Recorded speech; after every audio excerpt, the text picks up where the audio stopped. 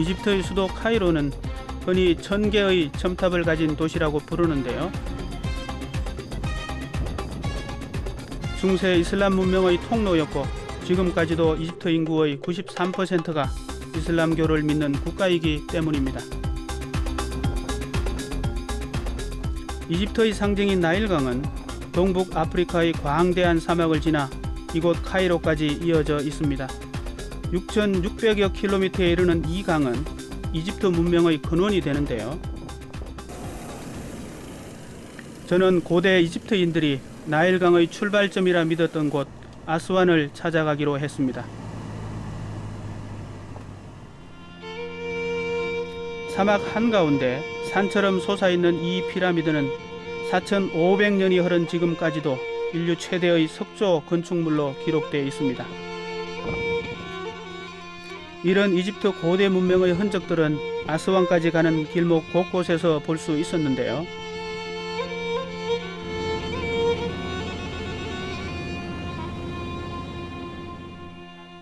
존재 자체만으로도 보는 사람을 압도하는 이집트 유적들은 5천여 년 전 사람의 힘과 돌로만 만들어진 것이라곤 믿기 어려울 정도입니다.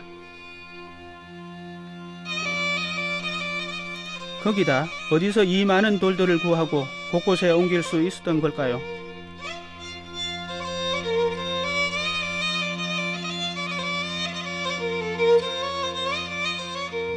아스완을 향하는 동안 메마른 사막을 보면서 궁금증은 점점 커져만 갔습니다. 나일강 상류에 위치한 아스완, 지금은 120만 명이 거주하고 있는 상업도시지만요, 고대 이집트인들에게 이곳은 나일강의 신화가 시작되는 도시였다고 합니다.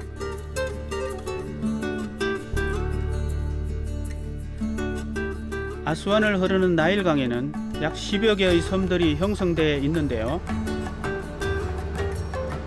그중 고대 이집트 사람들이 신성시 여기던 섬이 있습니다. 바로 나일강이 시작되는 곳이라 여겼던 엘레판티네 섬인데요. 고대 이집트 사람들은 하늘에서 내려준 나일강이 이곳 엘레판티네 섬 인근에서 솟아오른다고 믿었답니다. 하지만 천상의 강이라 믿었던 나일강도 닿지 못했던 지역이 있습니다. 바로 나일강 서쪽 지역인데요. 온통 모래로만 이루어져 있을 것 같았던 사막 위에 높은 바위산 하나가 눈에 띄었습니다. 바로 이 지역에 살던 고대 귀족들의 무덤지대입니다.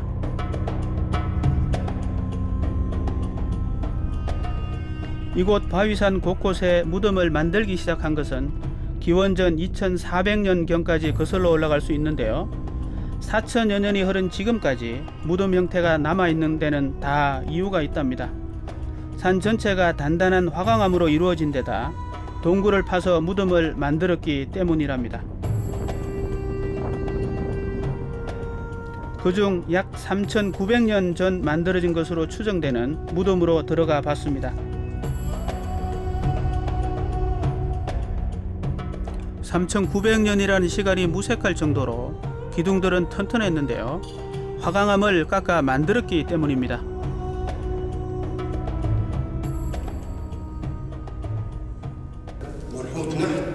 يدوي تمام بالازميل والقدوم منحوت نحت تمام برضه من يوم الفراعنه كان نحتين ونحاتين الفراعنه تمام نحاتين الفراعنه دول اساسا كانوا نوبيين يعني مقابر دي مقبره نوبيه تمام بس ايه من العصر الفرعوني تمام والعلامات دي علامات طبيعيه. 이 무덤의 주인은 약 3900년 전에 살았던 사람부터 이세란 귀족으로 알려져 있는데요. 이곳에서 무덤 주인과 가족들의 미라가 남아있던 흔적을 볼 수 있었습니다. 내세를 믿었던 고대 이집트인들은 이처럼 미라를 만들면 죽은 뒤에 다시 부활할 힘을 얻을 수 있다고 믿었답니다.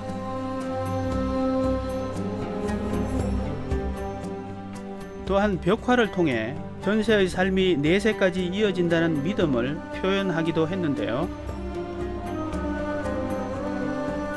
벽화 속에 자신의 가족들을 그려 넣음으로써 내세에서 다시 가족들을 만나 삶을 이어갈 수 있다고 생각했답니다.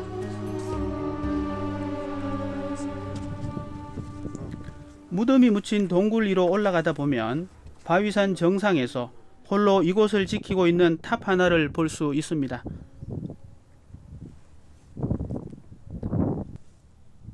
바로 바람의 아버지라 불리는 곳인데요.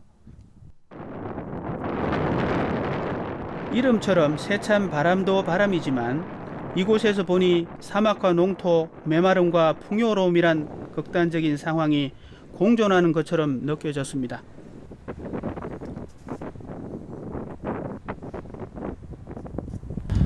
이름에 걸맞게 대낮임에도 한낮임에도 불구하고 사방에서 아주 시원한 바람을 맞을 수 있는 곳인 것 같습니다. 그리고 무엇보다 사람이 사는 곳 그리고 나일강 사막이 평화롭게 공존하고 있는 모습인데요.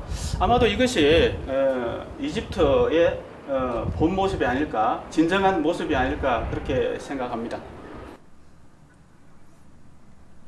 5천년의 시간은 나일강에도 변화를 가져왔습니다. 1902년 아스완댐과 1970년 하이댐이 완공된 뒤 나일강 위에 있던 20여 개의 신전과 옛 무덤들이 수몰 위기를 겪게 된 건데요. 그중 하나가 바로 필레 신전입니다.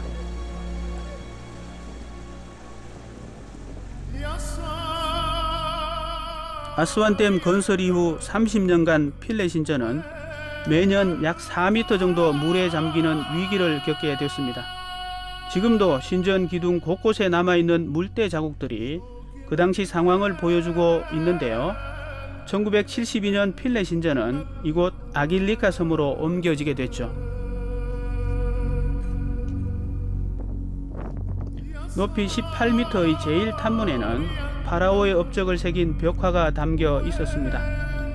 벽화 속 파라오가 몽둥이로 적을 굴복시키는 장면을 보니 파라오가 곧 신적인 존재처럼 느껴졌는데요. 하지만 이 신전의 주인은 파라오가 아닙니다.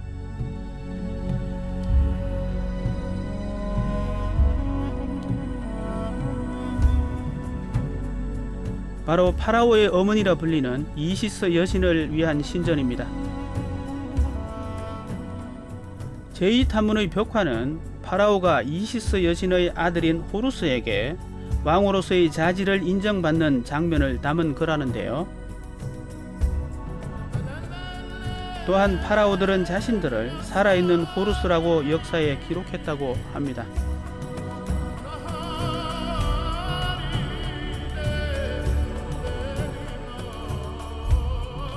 그런데 왜 파라오들은 호루스의 인정을 받아야만 했을까요? 그 해답은 신전 벽화 속에 담겨 있었습니다. 이집트 신화에 따르면 이시스 여신은 태초의 왕이었던 남편 오시리스가 살해당하자 오시리스를 부활시켰다고 합니다. 그 뒤 시동생이었던 왕 세트를 피해 호루스를 낳아 몰래 키운 뒤 훗날 지상의 왕으로 만들었다고 전해 내려오고 있습니다. 그리고 호루스는 왕권을 상징하는 수호신이 되었고요.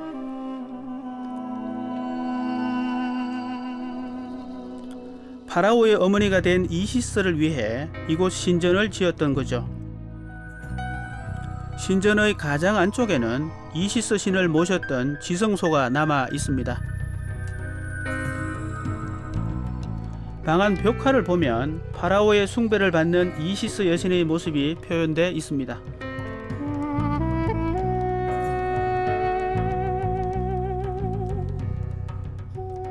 파라오의 멸망과 함께 이시스 신전도 변화를 겪었는데요.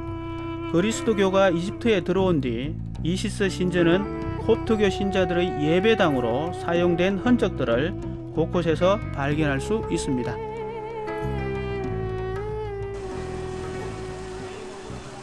이시스 여신이 파라오의 어머니였다면 나일강은 고대 이집트인들의 어머니였습니다. 필레 신전에는 나일강의 수위를 측정하는 나일로미터를 설치해 나일강의 범람을 예측했답니다. 그 그 해에 얼마나 나일강이 범람하느냐에 따라 다음 해의 농사와 직결되기 때문인데요.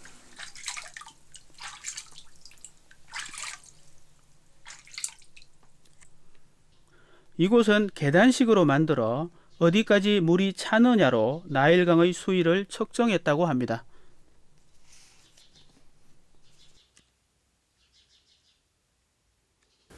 정기적으로 범람하는 그 나일강의 수위가 그 다음에 수확량을 결정짓고 또 그 수확량에 따라서 세금을 부과할 수 있는 중요한 기준이 되기 때문인데요.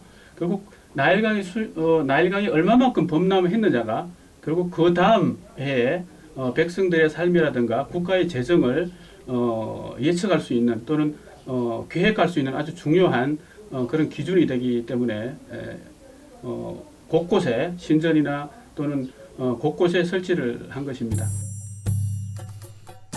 이곳 필레 신전엔 이시스 신전뿐만 아니라 로마 시대에 걸쳐 다양한 건축물들이 세워졌습니다. 그중 하나가 바로 트라이안의 별궁인데요.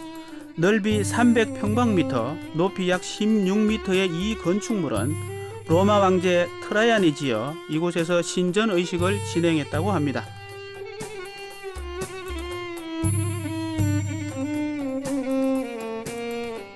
필레 신전 곳곳을 둘러보고 나니 이 많은 돌들을 어디서 구해 이곳 섬까지 옮겨올 수 있었을까라는 궁금증이 생겼습니다.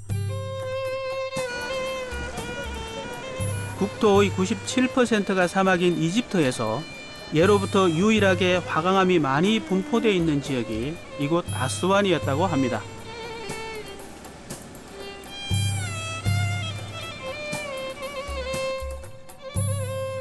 그래서 고대부터 이곳 화강암 채석장에서 돌을 가져다 신전들을 지었다고 합니다. 그 유명한 기자 피라미드의 돌도 이곳에서 가져갔다는군요.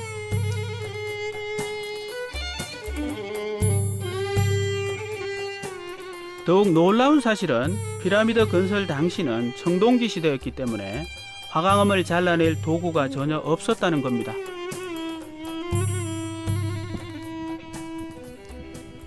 예, 여기 보이는 이 홈은 고대 이집트인들이 어떻게 단단한 화강암을 잘라낼 수 있었을까 하는 부분을 보여주는 단초가 되는 부분인데요. 일정한 간격으로 구멍을 판 다음에 여기에 나무 쐐기를 박습니다. 그리고 그 나무 쐐기에 물을 부으면 나무 쐐기가 당연히 팽창하게 되겠죠. 그래서 그 팽창 압력에 의해서 돌을 이와 같이 잘라내는 겁니다. 근데 고대 이집트인들이 나무 쐐기와 물의 팽창 압력만으로 이와 같이 단단한 화강암을 잘라내는 기술을 알고 있었다는 사실은 대단히 놀라운 일이라 할 수 있습니다. 고대 이집트인들은 어떻게 나무 쐐기와 물의 압력을 이용해 돌을 자를 수 있다는 생각을 하게 됐을까요? 보면 볼수록 풀리지 않는 숙제들이 생기는 것만 같았습니다.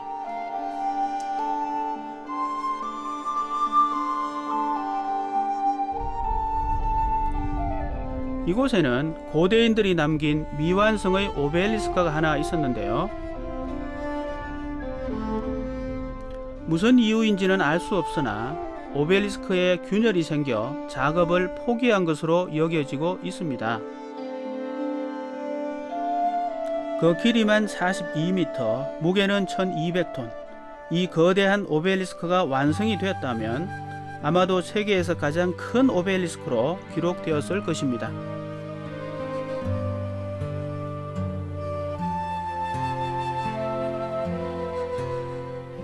근데 여기서 중요한 것은 과연 엄청난 무게의 돌들을 어떻게 다른 지역까지 옮길 수 있냐는 건데요.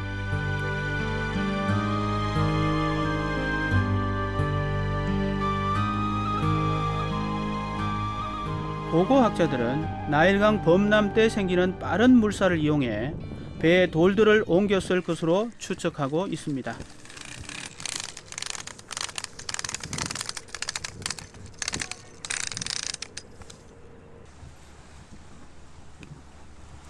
이제 그 당시 사용됐던 배는 찾아볼 수 없고 지금 나일강에는 전통 목조선인 펠루카 뿐입니다.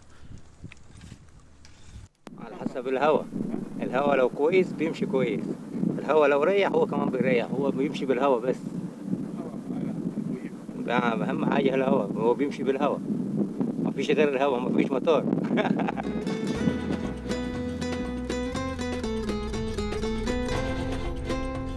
나일강을 따라 모여 살았던 이집트 사람들에게 펠루카는 중요한 이동 수단이었다고 합니다.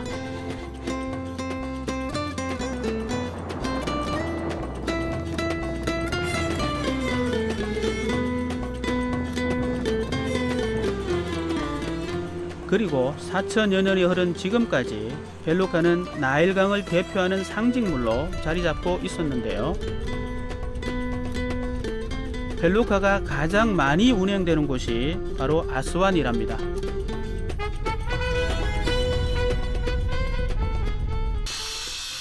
강 한쪽에선 펠루카를 전문적으로 수리하는 사람들을 쉽게 볼 수 있었는데요. 겉으로 보기에는 전부 전통 방식으로 만든 것처럼 보이지만 전통적인 펠루카도 이제 몇 대 남지 않았다고 합니다. نفس التصميم واحد واحدث كمان بس ايه المراكب القديمه اقوى. الحديد بتاعها كان زمان كان بتتصنع من الخشب. كان كل المراكب كلها خشب تحت فوق خشب. وبعدين لغايه دلوقتي في خشب. ولغايه الان في خشب. 수천 년 전 나일강을 주름 잡았던 펠루카는 이제 점점 역사 속으로 사라지고 있습니다.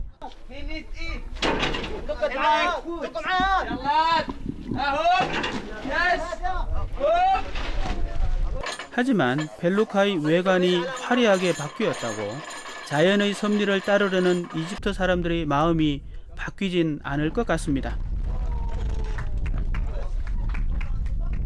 과거에도 그러했듯 미래에도 펠루카는 바람을 따라 나일강을 누빌 것입니다.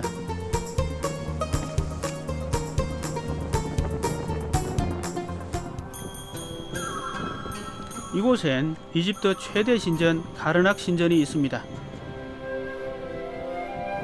태양신 아몬을 위해 약 3,500여 년 전부터 짓기 시작해 2,000년 동안 수없이 정축과 개축이 된 곳이라고 합니다. 신전 입구에는 40여 개의 스핑크스가 길게 도열해 있었습니다.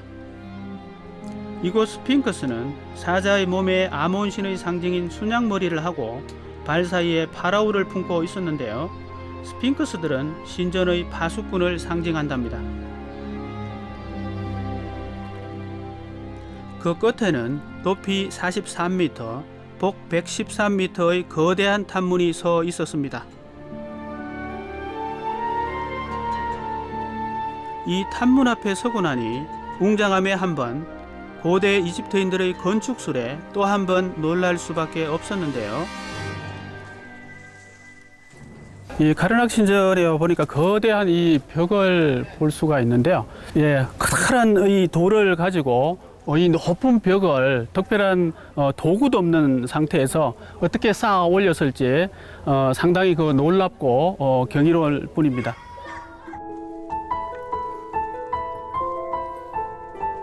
카르낙 신전 제1탑문에 들어서면 북쪽에 총 3개의 제실이 세워져 있습니다. 바로 룩소로의 옛 지명인 테베의 수호신 아몬과 아내였던 무터 여신, 아들 콘수 신의 제실이 놓여 있는데요.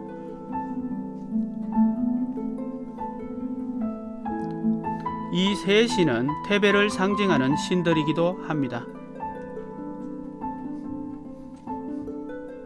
이곳 제실 벽화는 이 세 신들에 대한 신화를 그림으로 남겨두고 있었습니다.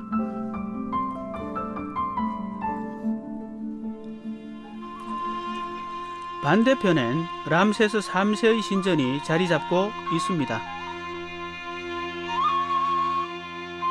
람세스 3세는 약 3천여 년 전 30년간 이집트를 통치했던 인물입니다. 신전 앞마당에는 양쪽으로 오시리스 신 모양을 한 파라오가 기둥에 늘어서 있고요. 그 안쪽으로 작은 기둥홀과 성소가 있습니다. 이곳 벽화엔 태양신 아몬이 파라오인 람세스 3세에게 생명을 줘 파라오의 권력이 하늘에서 내려온 것임을 백성들에게 보여주는 내용을 담고 있다는데요.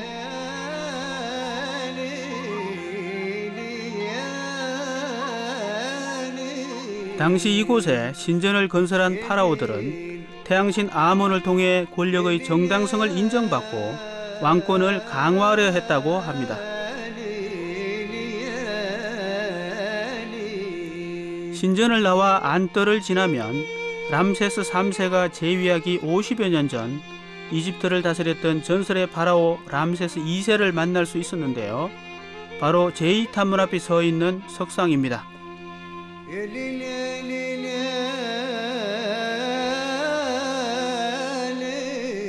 지금도 이집트 파라오를 대표하는 위풍당당한 이미지의 람세스 2세는 후대 파라오들의 롤 모델이었다고 합니다. 또한 람세스 2세는 자신의 기념물을 이집트 역사에서 전무후무할 정도로 많이 지은 왕으로도 유명합니다.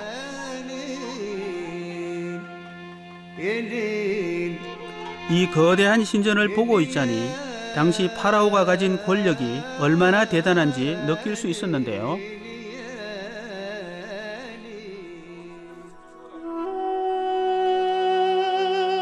바티칸의 베드로 성당이 통째로 들어갈 크기에 134개의 거대한 돌기둥을 세운 대열주실, 이곳도 파라오의 권력이 있기에 건설이 가능했을 겁니다.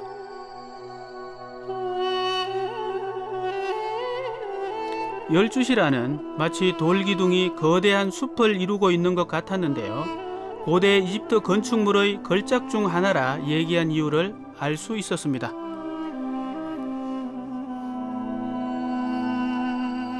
기둥의 둘레만 15m 정도, 거기다 23m와 15m 높이의 거대한 기둥들이 늘어서 있는 대열주실,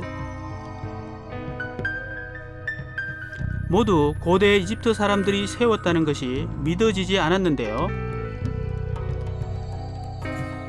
이 거대한 건축물을 세운 파라오들은 이곳을 통해 자신이 곧 신과 같은 존재임을 보여주고 싶었는지도 모르겠습니다.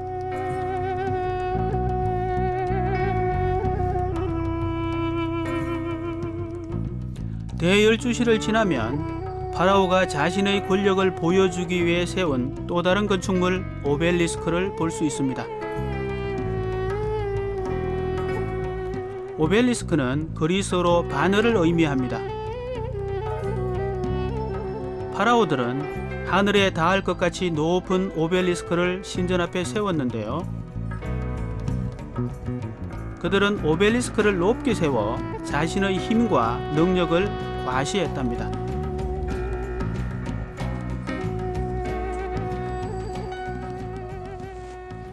فدايما بتقع في مقدمة المعبد وتغطى في المثلث اللي فوق بسبيكة من الإلكتروم فبتعكس أشعة الشمس فبتدي سطوع أن الإله أمون يسطع في الأفق وموجود في كل مكان.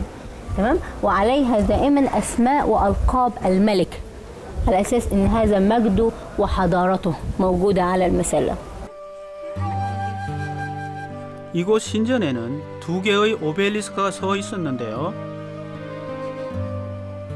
그중 하나가 세계 최초의 여왕 하셉수트가 세운 30m 높이에 달하는 오벨리스크입니다. 하셉수트 여왕은 자신의 아버지가 세운 것보다 더 높은 오벨리스크를 세웠습니다. 아마 이전의 파라오보다 더 많은 권력을 가졌음을 백성들에게 보여주고 싶었던 것 같은데요. 그보다 놀라운 것은 어떻게 300톤이 넘는 돌덩어리를 세울 수 있었냐는 겁니다. الجرانيت ده بنجيبه من أسوان عن طريق المراكب في شهر الفيضان وبعد كده بنسيب المركب بره وبنجرها على محافة عن طريق الحيوانات وبعمل لها عبارة عن طريق منحدر وبعد كده بروح أرفعها على الطريق المنحدر وبيبقى في المنحدر بيبقى فيه رملة وبشيل الرملة بطريقة تدريجية وبشد المسلة بالحبال حتى أن تقع في على القاعدة اللي احنا شايفينها هناك دي موجودة. اوكي تمام. اوكي.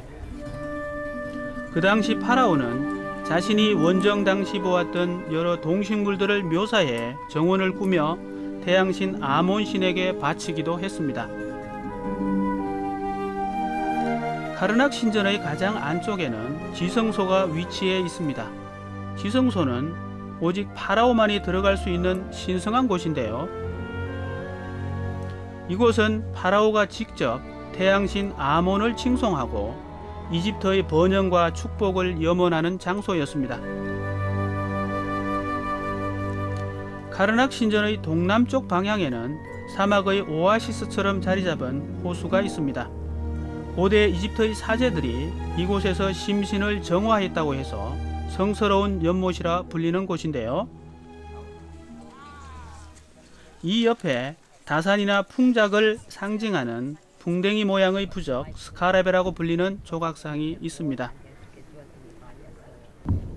언제부턴가 스카라베 주위를 시계 반대 방향으로 3번 돌면 행운을, 5번 돌면 결혼을 한다는 이야기가 전설처럼 전해 내려오고 있답니다.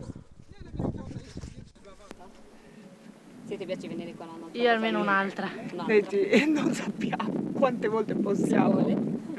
Ci piacerebbe, ma quante volte dirlo adesso è difficile. Dirlo adesso è difficile quante volte. Potendo, perché c'è tutto in mano. Capisci? 신전 벽엔 나일강 범람 축제를 기록한 그림들을 볼 수 있습니다.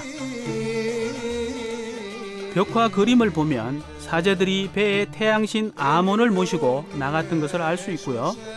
그 앞에 파라오가 순양으로 표현된 아몬의 앞에서 전기를 받는 모습이 그려져 있는데요. 파라오들은 카르낙 신전에 있던 태양신 아몬을 나일강의 범람에 맞춰 3km 떨어진 룩소르 신전으로 옮겼습니다. 이 축제를 오페트 축제라고 하는데요. 그 당시 이 축제가 벌어지면 파라오와 태양신 아몬의 축복을 받기 위해 사람들은 거리로 나왔답니다.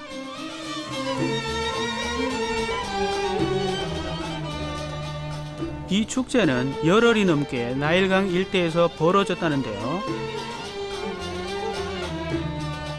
고대 이집트 사람들에게 나일강의 범람이 얼마나 중요한 일인지 보여주는 대목이기도 합니다. 그 당시 오페트 축제의 중심지는 카르낙 신전과 룩소르 신전을 이어준 스핑크스 길이었습니다.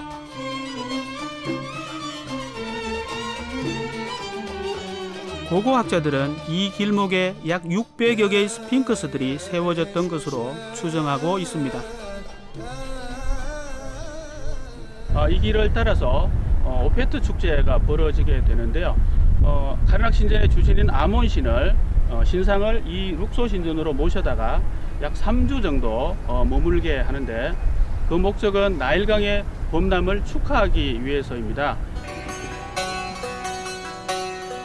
너비 65m, 높이 25m의 거대한 룩소르 신전 제1탐문에는 람세스 2세의 좌상 2개와 25m의 오벨리스크가 세워져 있습니다.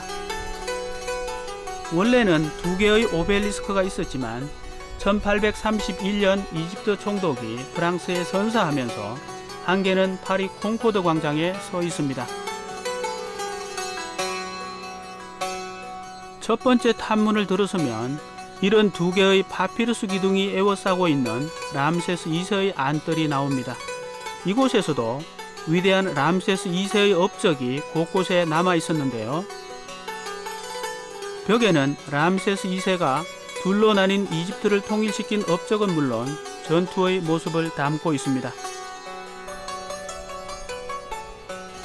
두 번째 탐문을 지나면 19m의 거대한 파피루스 기둥이 두 줄로 52m 정도 이어져 있는 모습을 볼 수 있는데요. 이는 거대한 기둥이 하늘을 받치고 있듯 파라오의 뜻이 태양신 아몬에게 도달할 수 있다는 걸 상징한답니다.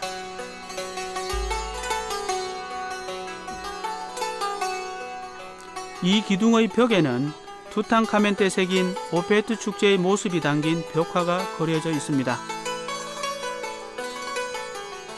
나일강의 범람과 함께 시작되는 오페트 축제. 벽화에는 당시 축제에 참가한 고대 이집트인들이 태양신 아몬에게 꽃을 바치고 신에게 축복과 은총을 받았던 모습이 담겨 있답니다.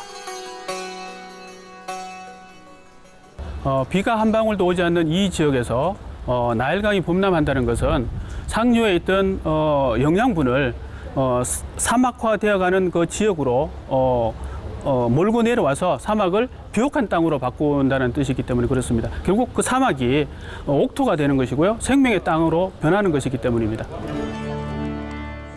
열주회랑을 지나 룩소르 신전의 마당격인 아메노텝 3세의 뜰에 들어서고 나면 안쪽에서 좀 독특한 전시를 발견하게 됩니다. 이집트 벽화 위에 예수와 12제자의 그림을 그려놓은 흔적을 볼 수 있는데요. 바로 기원전 4세기 무렵 콥트 교회의 예배당으로 사용됐던 곳이랍니다.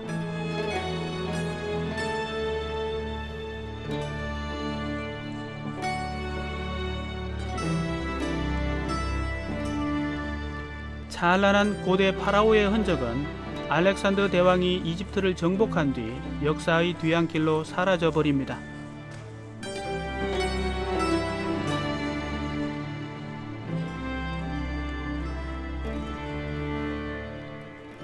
수천 년 전에 만들어진 신전의 웅장함과 거대함 앞에 인간은 한없이 작은 존재에 불과합니다.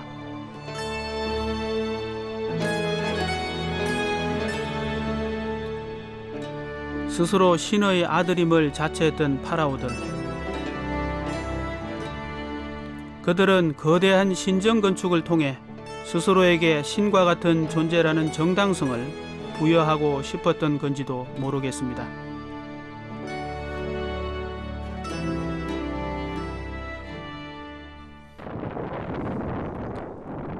절대 권력을 가졌던 파라오. 그들은 죽음 뒤 부활을 꿈꾸며 나일강 서쪽에 자신들의 무덤을 마련했습니다. 그래서 이집트인들은 나일강 서쪽을 네크로폴리스, 즉 죽음의 땅이라 불렀는데요.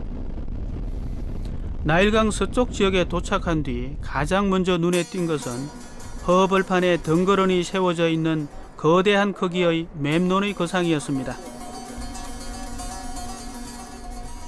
3,400여 년 전 만들어진 것으로 추정되는 높이 23m의 이 석상은 파라오가 옥좌에 앉아 두 손을 무릎 위에 올린 모습을 표현한 것이라는데요. 이 엄청난 크기의 석상은 건물 입구에 불과했답니다. 그 당시 지어진 건축물들의 규모는 하셉수트 장제전만 봐도 짐작을 할 수 있었는데요. 장제전은 장례식과 죽은 파라오가 내세에서 부활하도록 기원하는 의식을 올리는 곳을 말합니다. 이 장제전을 지은 하셉수트는 원래 왕비였습니다. 하지만 파라오였던 남편이 죽자 어린 후궁의 아들 투트모스 3세의 섭정을 하다가 스스로 파라오가 된 이집트의 첫 여성 파라오인데요. 오직 남자만이 파라오가 될 수 있었던 시절, 이집트 최초의 여성 파라오였던 하셉수트는 파라오가 되기 위해 수염을 달고 남장을 한 채 이집트를 통치했다고 합니다.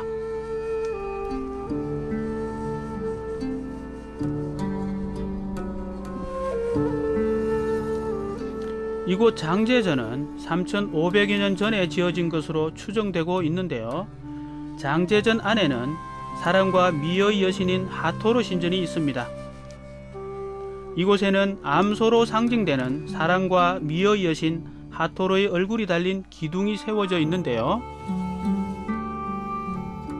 바로 왕비였던 자신이 파라오가 될 수 있는 정당성을 하토르 신에게서 인정받기 위해서랍니다. 이 벽화는 암소로 표현된 하토르 여신의 저절 하셉수트 여왕이 무릎을 꿇고 받아 마시는 모습을 그린 것이랍니다.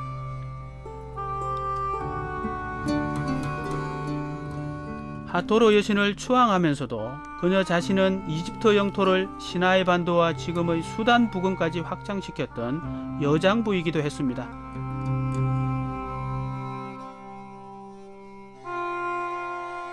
최초의 여성 파라오였던 그녀의 얼굴이 궁금했지만 얼굴 부분이 손상돼 알아볼 수가 없었습니다.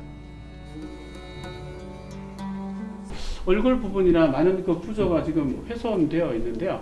이것은 하세수트가 왕이 되면서 왕위 계승자인 투트모시스 3세를 밀폐된 공간에 은폐를 시키고 자기가 오랫동안 통치를 한 거기에 대한 보복으로 투트모시스 3세가 이제 왕이 된 이후에 얼굴이라든가 또는 부조 그 후에 하세수트 여왕과 관련된 많은 부분들을 훼손된 걸로 알려져 있습니다.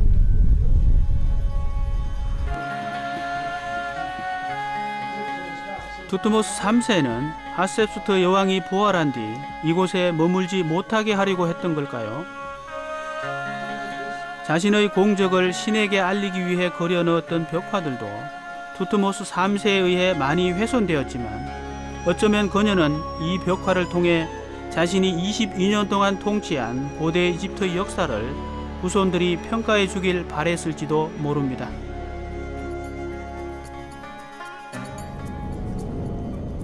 이번엔 파라오들이 묻혀있는 무덤 왕가의 계곡을 찾아가 보기로 했습니다.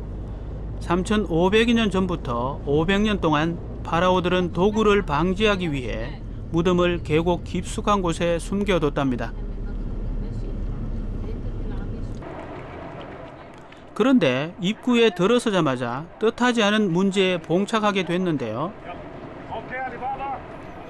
문화재 보호 차원에서 모든 입장객들의 카메라 반입이 금지됐다는 것입니다. 계곡 곳곳에 3000년 이상 된 암굴 무덤이 60여 개가 모여 있는데도 말입니다. 저는 지금 왕들의 계곡 앞에 와 있습니다.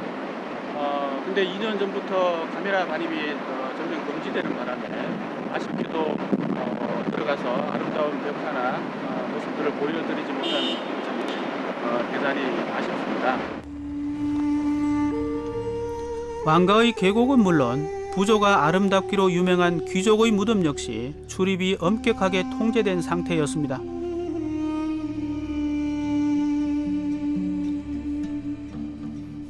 아쉬운 마음을 뒤로하고 제가 발길을 돌린 곳은 왕가의 계곡을 건설한 노동자들이 살던 마을입니다.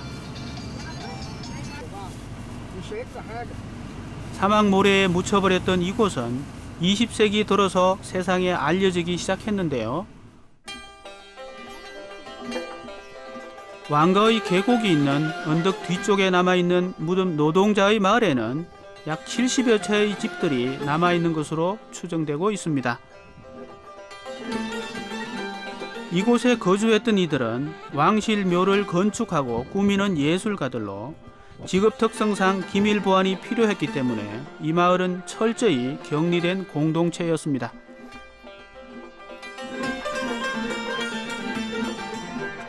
당시 죽음의 땅에서 격리된 사람들에게 식수를 공급하던 우물의 흔적도 찾을 수 있는데요. 하지만 이곳에서 어떻게 물을 구했는지는 미스테리로 남아 있습니다.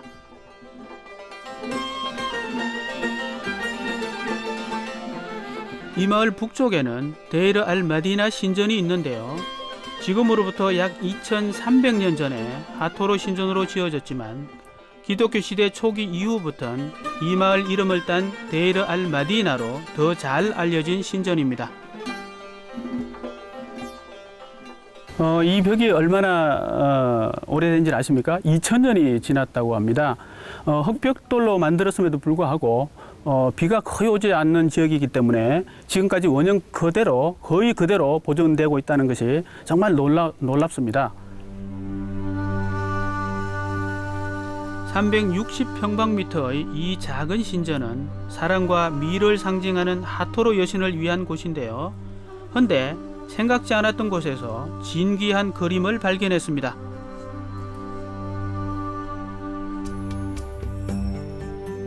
바로 고대 이집트인들의 내세 신앙을 담은 사자의 책입니다.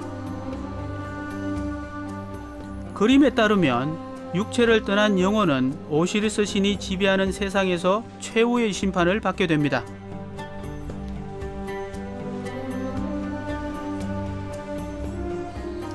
내세에 들어갈 자격을 심사하는 최후의 심판에선 정의의 저울 오른쪽에는 진실의 깃털을, 왼쪽에는 죽은 자의 심장을 놓고 무게를 달게 되는데요. 고대 이집트인들은 현세는 내세에 가기 위해 잠시 머무는 곳으로 생각했답니다. 이 그림은 사람이 죽었을 때 저승의 신인 오시리스 앞에서 심판을 받는 장면이고요. 지금 여기 보시면 저울이 있습니다. 그래서 죽은 사람의 심장을 한쪽 편에다 올려놓고요. 그 반대편에는 깃털을 올려놓습니다. 만일 심장이 무겁다면 이 사람은 전생에 좋은 사람이 아니었다는 뜻일 겁니다. 그래서 다시 두 번째 삶을 얻지 못하게 되는 겁니다. 고대 이집트 사람들은 죽고 나면 42가지의 죄를 기준으로 각 신들 앞에서 자신의 죄를 고백한다고 생각했답니다. 그리고 진실 여부에 따라 부활의 신 오시리스로부터 생명의 열쇠인 앙크를 받아 영원한 삶을 얻게 된다고 믿었답니다.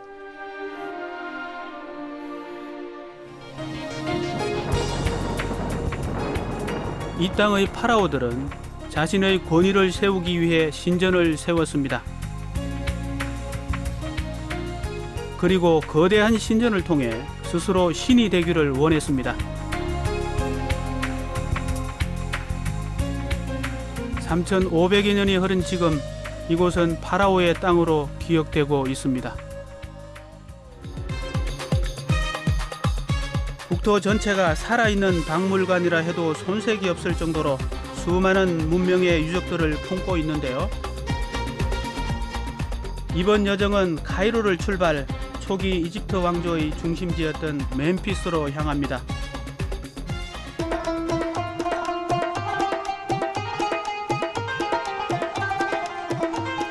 아랍어로 승리자를 뜻하는 카이로는 이집트의 수도입니다.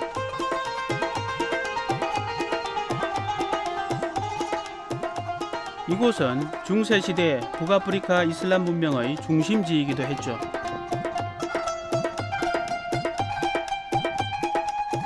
(2000년의) 역사를 가진 카이로에는 서울의 한강처럼 나일강이 관통하며 흐르고 있습니다. 이집트 문명의 모태가 됐던 나일강 주변은 이제는 현대적인 건물들이 가득 들어서 있습니다.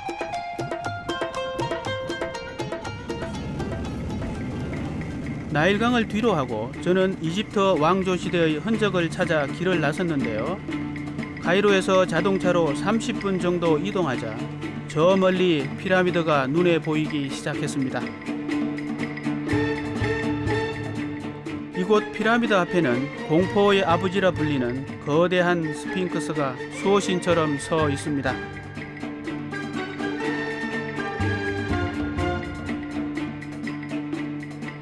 (73m) 길이의 사자 몸통을 한 스핑크스는 높이가 22m에 달하는데요.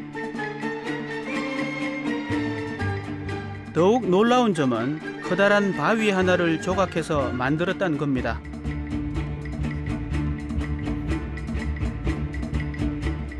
지금도 스핑크스는 코 부분이 망가진 채 파라오의 수호자로 피라미드 앞을 지키고 있습니다.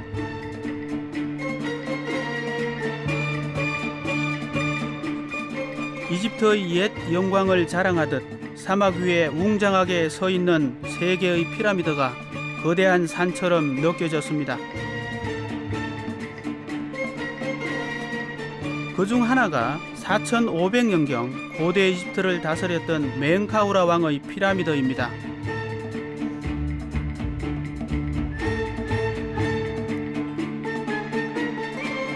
(65m) 높이의 멘카우라 피라미드 앞에는 신전을 세웠던 터가 남아 있고요.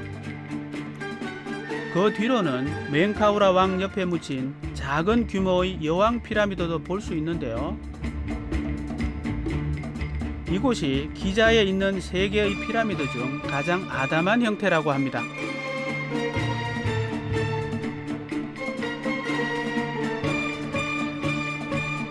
멘카우라 왕의 피라미드 옆으로는 기자 피라미드를 대표하는 다른 두 개의 피라미드가 자리하고 있는데요. 그중 하나가 높이 137m의 카프라 왕의 피라미드입니다. 지금은 피라미드의 꼭대기에만 표면이 남아있지만요, 만들어졌을 당시에는 피라미드 전체에 매끄럽게 다듬은 화강암을 덮었답니다.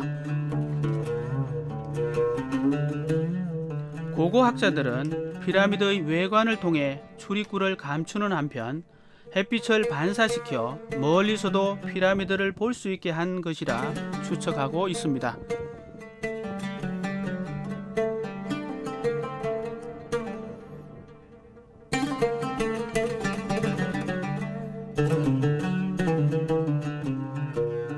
피라미드에 다가가면 갈수록 거대하다라는 표현의 진정한 의미를 느낄 수 있었습니다. 기자의 세 피라미드 중 가장 큰 피라미드는 쿠프왕의 피라미드입니다. 대피라미드로 알려진 쿠프왕의 피라미드는 원래 146m 높이로 지어졌지만 현재는 137m만 남아 있습니다.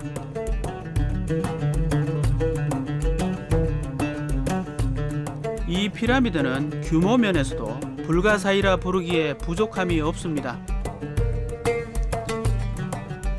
이곳에 사용된 돌 크기만도 사람의 키보다 크고요, 평균 약 2.5톤 무게의 돌들이 230여만 개나 사용됐답니다.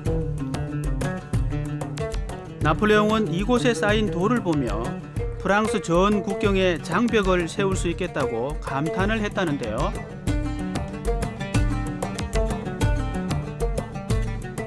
지금까지 세계 최대의 석조 건물로 남아있는 이 거대한 건축물을 4,500여 년 전 고대 이집트인들은 어떻게 만들었던 걸까요?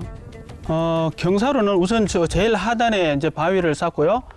이렇게 이제 비스듬하게 이 하단까지의 모래로 경사로를 쌓는 거죠. 그리고 모래 위에 이렇게 통나무를 걸쳐놓고는 바위를 얹어서 끌어올린 다음에 다시 2단을 쌓고요. 다시 2단까지의 경사로를 쌓는 겁니다. 그리고 이제 3단, 4단 이렇게 해서 꼭대기까지 거대한 모래의 경사로를 쌓는 거죠. 그럼에도 불구하고 이 커다란 바위를 어떻게 잘라서 배에 싣고 와서 이 꼼꼼히 쌓았는지에 대해서는 굉장히 놀랍고 신기하고 감탄을 자아내게 하는 부분입니다. 하지만 피라미드가 세워진 곳은 배가 정박해야 하는 나일 강가에서 멀리 떨어져 있는 사막지대입니다. 그런데 굳이 이곳 사막까지 무거운 바위를 옮겨와 피라미드를 지은 이유는 무엇일까요?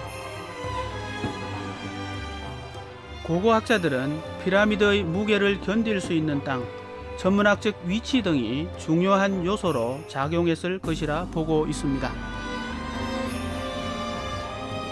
지역 선정부터 건설까지 피라미드는 고대 이집트인들의 모든 학문과 지혜가 종합된 결과물입니다.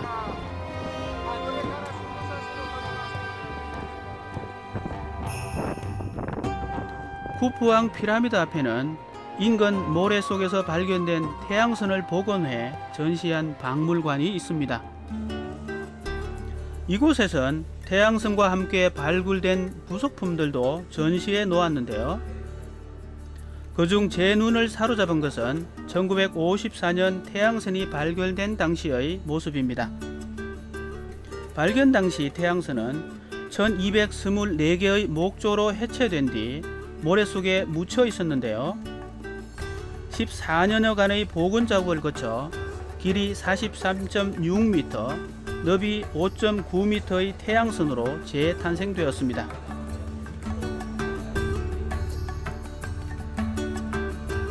그 결과 4,500여 년 당시 배를 제작하는 기술력을 가늠할 수 있게 됐죠. 이집트 신화에 따르면 태양선은 죽은 자의 영혼이 죽음의 강을 건널 때 사용하는 배인데요. 그래서 고대 이집트인들은 파라오의 영혼이 사용할 수 있도록 무덤 옆에 배를 묻어 두었답니다.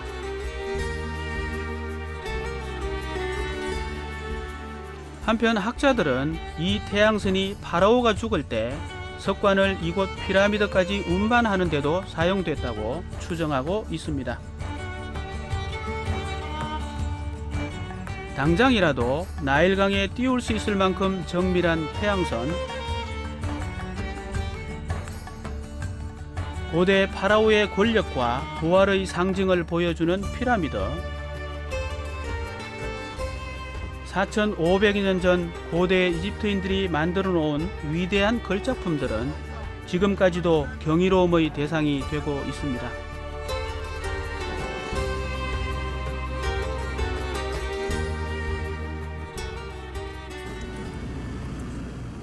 피라미드를 뒤로하고 저는 당시 고대 이집트의 수도로 알려진 멤피스로 발길을 옮겼습니다.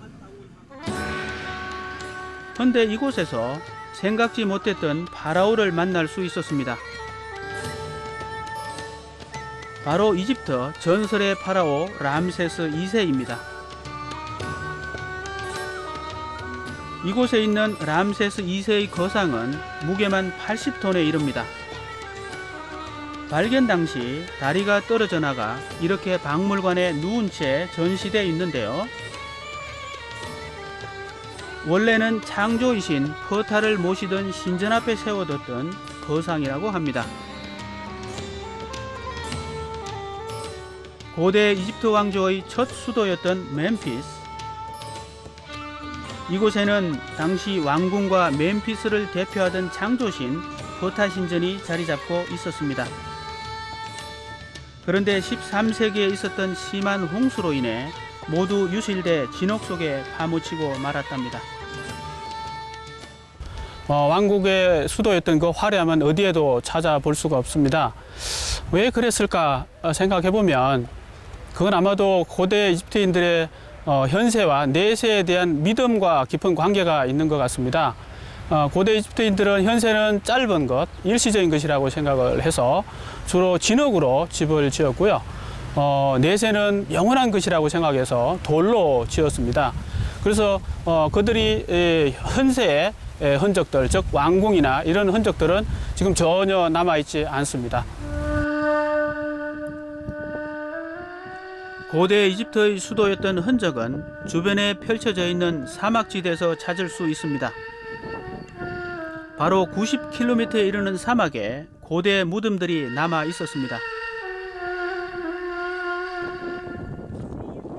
그중 하나가 바로 높이 104m의 스네프르 왕의 붉은 피라미드입니다. 전체적으로 피라미드의 외장석이 벗겨지면서 붉게 보인다고 해 붉은 피라미드라고 불립니다.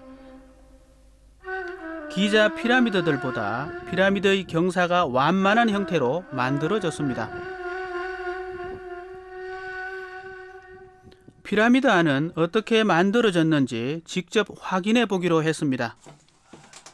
밖에서 본 웅장한 크기를 생각했을 땐 통로가 넓을 줄 알았는데 70도에 가까운 가파른 경사와 좁은 통로를 오르락 내리락 해야만 했습니다. 왕의 무덤 찾아가는 길이 진짜 힘드네요. 허리를 필 수가 없어서 말이죠.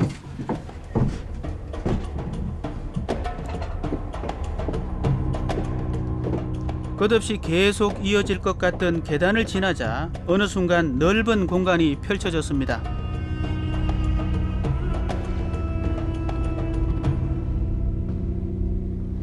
이곳에서 제 눈길을 사로잡은 것은 천장 형태였습니다. 피라미드를 연상시킬 정도로 천장이 뾰족하게 만들어져 있는데요. 돌의 하중에도 견딜 수 있게 만든 거랍니다. 벽을 뚫어 만들어 놓은 구멍을 통과하고 나면 나선형 계단이 길게 이어집니다. 높이 올라가는 걸 보니 가장 중요한 왕의 묘실이 있을 거란 생각이 들었는데요. 4,000년이 넘게 이곳에 잠들어 있을 왕의 흔적을 볼 수 있다는 기대감에 한껏 들떠 있었습니다. 막상 막다른 길 아래 놓여 있는 돌구덩이밖에 볼 수 없게 되자 조금은 당황스러웠는데요.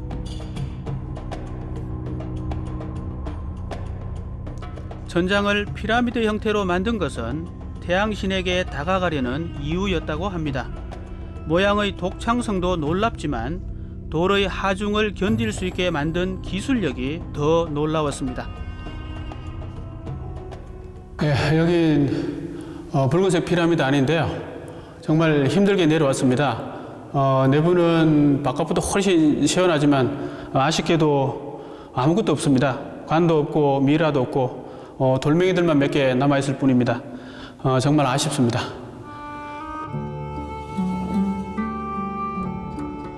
붉은 피라미드에서 2km 정도 떨어진 곳에 작은 피라미드를 볼 수 있는데요. 같은 왕이 만든 굴절 피라미드입니다. 기자에서 본 카프라 왕의 피라미드처럼 표면 부분이 남아있는 이 피라미드는 경사각이 중간에 줄어들면서 굴절 형태가 만들어졌습니다. 이를 두고 고고학자들은 피라미드를 쌓던 중간에 각도가 불안정해서 경사각을 줄였을 걸로 추측하고 있습니다.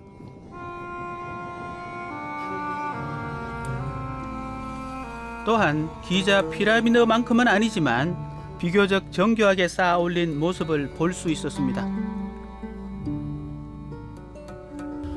특별한 어떤 도구가 없었을 텐데도 보시면 이렇게 이가 딱 맞아 떨어지게 이 거대한 돌덩이를 쌓았다는 게 보면 볼수록 참 놀랍습니다. 글쎄요, 지금 현재 기술로도 그렇게 쉽지는 않았을 텐데 말입니다. 멤피스에서 서쪽으로 2km 정도 가다 보면 성곽으로 쌓여있던 신전의 흔적을 볼 수 있습니다. 종이 하나도 들어가지 않을 만큼 촘촘히 쌓인 벽들이 당시의 건축 기술을 보여주고 있었습니다.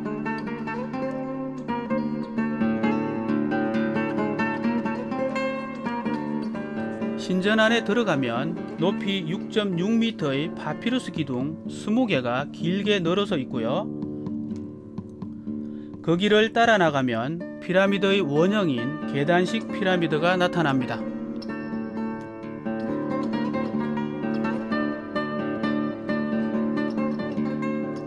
59m 높이의 계단식 피라미드는 약 4,700여 년 전에 만든 것으로 추정되는데요. 이 피라미드는 6개의 계단 모양으로 이루어져 있습니다. 이는 죽은 파라오의 혼이 하늘로 올라가는 것을 상징한답니다.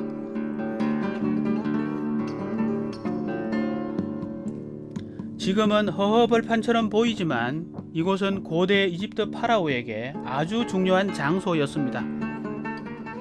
바로 왕위 갱신제라 불린 세드 축제 때문입니다. 보통 파라오가 즉위하고 30년째 되는 해에 열리는 이 축제는 파라오가 자신의 성공적인 통치를 신에게 평가받는 동시에 과시하는 자리였습니다. 왕이 즉위한 뒤에 30년째가 되면 신하들과 백성들 앞에서 자신이 건재하다는 것을 보여 증명해야만 합니다. 그 증명하는 수단은 약 100m 정도가 되는 거리를 달리기를 하는 거죠. 그래서 그 달리기에서 건재함이 증명이 되면 신전으로 들어가서 신께 자신의 어떤 건재함을 감사하는 기도를 하게 되고요. 만일 왕이 건재하지 못하는 것이 증명이 된다면 왕과 똑같은 동상을 만들어서 구덩이에 던지는 의식을 통해서 왕이 다시 건재하게 되기를 바라는 의식을 진행하는 곳입니다. 계단식 피라미드를 시작으로 수많은 피라미드들이 건설됐고 그 지식을 바탕으로 후대의 파라오들은 기자의 피라미드를 건설했던 겁니다. 그러나 아이러니하게도 이런 고대 이집트인들의 지식과 경험은 우리에게 지금까지도 풀리지 않는 수수께끼로 남아 있습니다.